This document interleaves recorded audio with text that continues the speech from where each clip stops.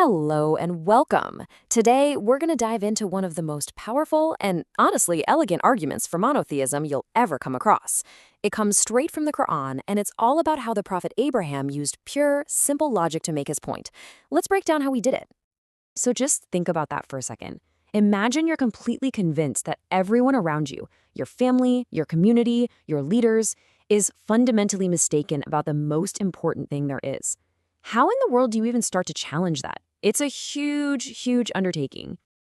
And that's exactly why this account is so fascinating. This isn't just a story. It's a masterclass, really, a step-by-step strategic takedown of a flawed way of thinking. And it's all done with logic that's so clean and clear, it's just undeniable. We're going to walk through it piece by piece. So where does a challenge this big begin? Well, it's usually not in some grand public forum. Often, it starts much closer to home. And for Abraham, the conflict kicks off at the most personal level you can imagine, with his own father. Wow, look at how direct that is. He doesn't beat around the bush at all. He respectfully, but very firmly, calls out the absurdity of worshiping handmade statues. He calls it a manifest error, and that word is key. It means it's obvious. It's right there in the open for anyone who's willing to look. And that manifest error, well, it has a name, shirk. This is the core problem that Abraham is tackling. It's the act of associating partners with the one true God, whether that partner is an idol, a star, or anything else that's been created. This is the very foundation of the whole argument. Okay, so after confronting his father, Abraham seems to realize that just stating the truth isn't always enough to change hearts and minds. So he switches gears and uses this brilliant teaching method. He uses the world itself, the sky, the stars, to walk his people through a logical exercise, letting them see the truth for themselves.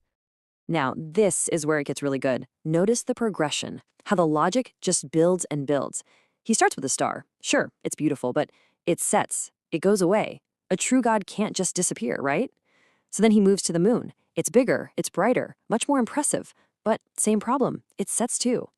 Finally, he points to the sun, the greater one, the most powerful thing they can see. But even the sun has to set. With each step, he's just dismantling the idea that you can worship things that are temporary. And this all leads to a conclusion that is just undeniable. Anything that's subject to change, anything that comes and goes, that sets and disappears, it can't be the ultimate creator. By its very nature, it has to be part of the creation. It's such a simple point, but it's incredibly profound. And this is the culmination of his whole demonstration. After showing what a God isn't, he makes his grand declaration. He turns his face, his entire being, toward the one who actually created all those things, the heavens and the earth. He completely rejects the creation in favor of the creator.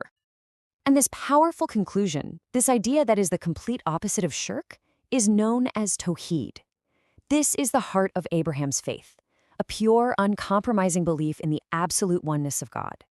He's successfully replaced a flawed idea with one that is logically solid. But wait, the debate is not over. You can imagine his people pushing back, right? Probably using fear, tradition, all the usual arguments. But this is where Abraham does something truly masterful. He takes their logic and flips it right back on them. He completely reverses the argument. You see what he did there? It's genius. They want him to be afraid of the wrath of their powerless statues.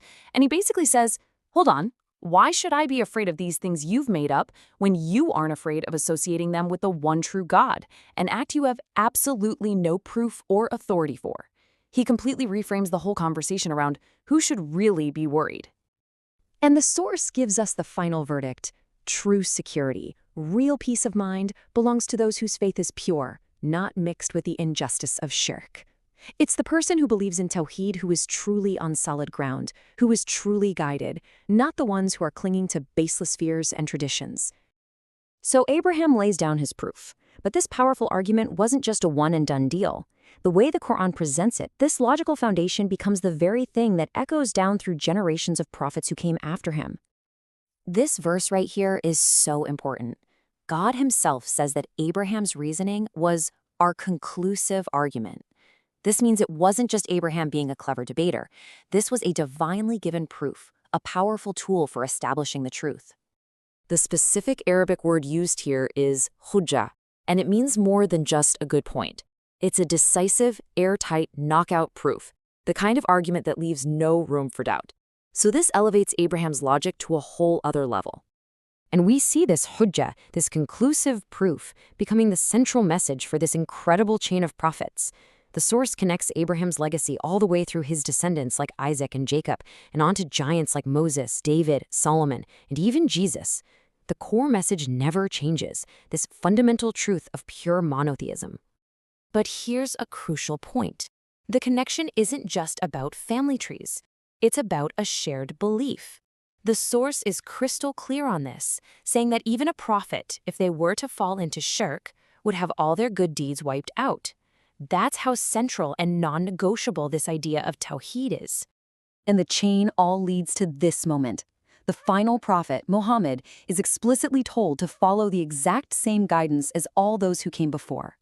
He wasn't starting something new, he was restoring this timeless Abrahamic truth for the final time. And that really leaves us with something to think about, doesn't it?